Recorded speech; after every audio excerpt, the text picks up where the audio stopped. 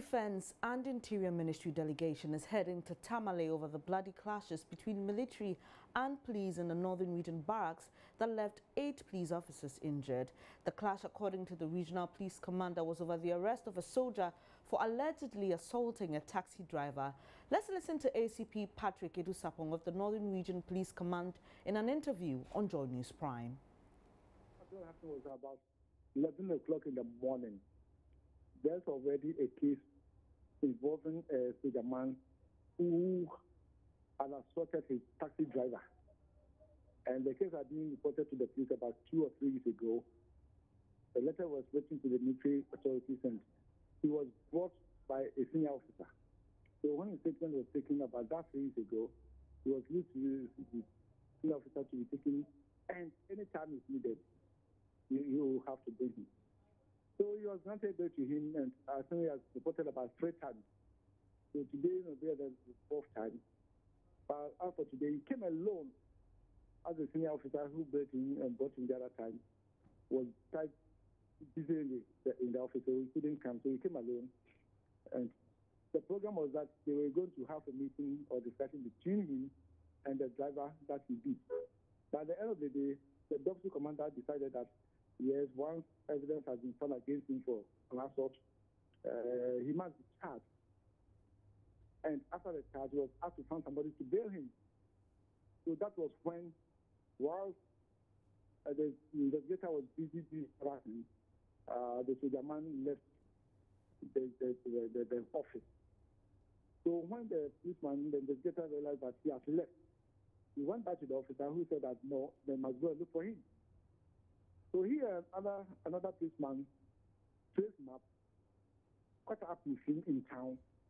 Then they tried to arrest him. But it was closer to the Bank of Ghana premises, not too far away from the place. So information got to the military men who were on guard at the Bank of Ghana premises that one of their colleagues is being manhandled by the police. And because of the previous incident between the military and the police, they also took it like they were, their man had been attacked by the police. They went in, rescuing him, and then they freed him. So everybody thought at that time that was going to be the end of the matter. Until when they called for reinforcement from the military, and they came in there, the second group that came in.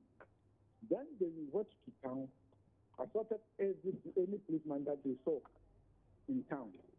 So that wasn't the situation. Not satisfied with that action, they came to the regional headquarters and first in front of the RGF office, they started firing. They fired some volleys of shots, which also made the RGF personnel to return fire. So that was when we got involved, because that was when we had been informed of what was happening around us. And that was also the time when the regional minister and the whole of Wessex were at headquarters.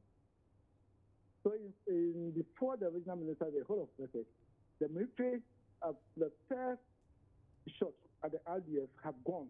So the place was very calm. But when the regional minister, the whole of Wessex came back, they came back. They started firing again. The police were forced also to open fire in the presence of the regional minister. So there were exchanges of fire. Then, for about 15 minutes or so, the regional minister, together with Wessex and the military command, we asked them that they should ask the military men to move back to Bala, whilst we also restrain our men. So when that was done and the military moved to Bala, that ended the hostilities, and that was about 1 o'clock. You were indicating that there was exchange of fire. Does it mean that the police officers fired back? Yeah, that's the truth. They fired back at the regional headquarters. That would have endangered, people, the members of the general public. And for ourselves, because it wasn't a healthy situation.